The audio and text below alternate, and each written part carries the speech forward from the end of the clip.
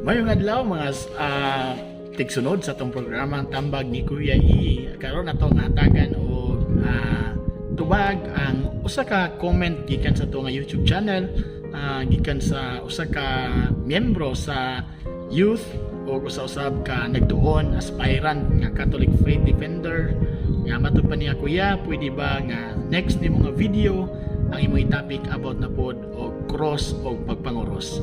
So ngano man daw nga kitang mga Katoliko manguros man ta ug ngano man nga ato man nga gihatagan o gibugaton or significant sa atong kinabuhi ang cross nga matod pa sa uban dili na kinahanglan tungod kay ang cross tinungloman. Well, ato na nga hatagan karon og gamay nga eksplanasyon.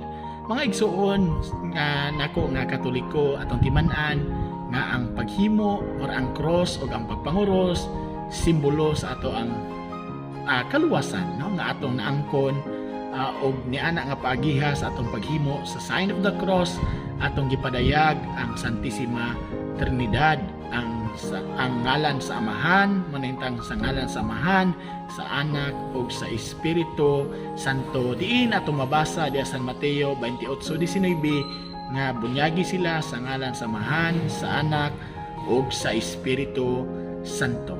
O kini usab usa ka papakita nya giluwas kita ni Kristo didto sa cross sumala sa unang Pedro 2:24. Yes, tinuod mga igsuon nga sa karaanan ang cross nagsimbolo sa pagtunglo nga mao'y gibuhat sa una, no?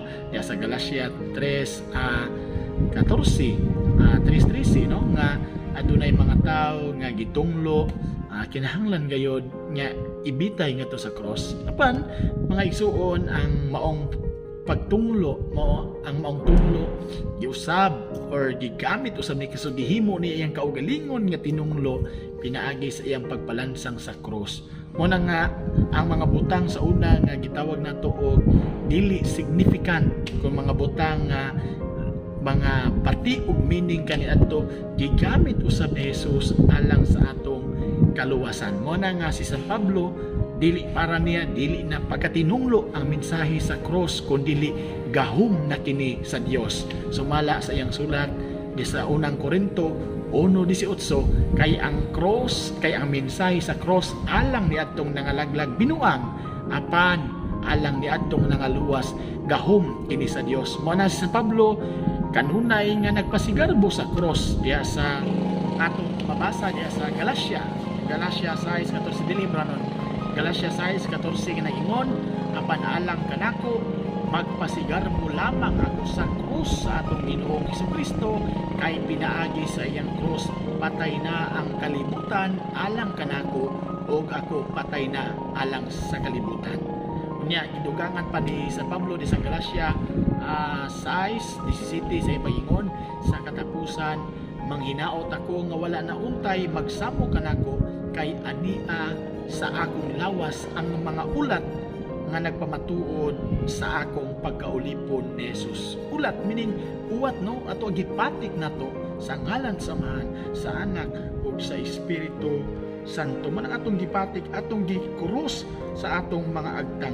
Kuna kining maong pagpanguros mga igsuon dugay na kinigibansay sa mga unang Kristiyano gani around 1st century usa sa mga church fathers si Tertullian nga nag-ingon sa matag butang nga atong pagahimuon we must always make the sign of the cross, no? Matod pa ni Saint if I'm not mistaken usa sa mga banggitan po nga santos nga mingon siya by making the sign of the cross the devil will run away. Muna nga kitang mga Katoliko atong gihatagan o gimbugaton gihatagan to pagtagad ang cross ni Kristo o ang ato ang pagpanguros timaan nga kita miangkon mipasigarbo nga kita niluwas ni Kristo pinaagi sa iyang pagpakamatay ngadto sa cross. Mana nga sa Pilipos 3:18 sa Pablo mingon kadtong mga nagkinabuhi sukwahi sa cross ni Kristo mga kaaway ni Kristo.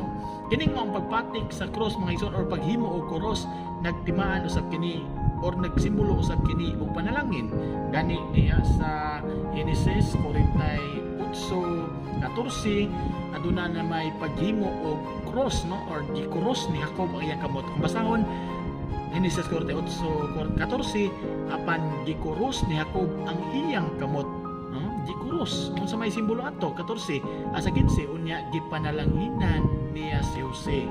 So ang cross usa ka paghatag o panalangin mana lagi kay kita naluwas man mga giluwas man manang angay lang ta nga magpasigar sa cross ni Kristo. Yang anong ari magyud ang amahan kay diya sa pinadaya 14 ang cross gipatik or ang ngalan sa amahan gipatik man sa atong mga agtang, no? 14:1. Yang ano ang anak dili masatian o sa dughan tungod kay dili man isabak ang anak, di ba?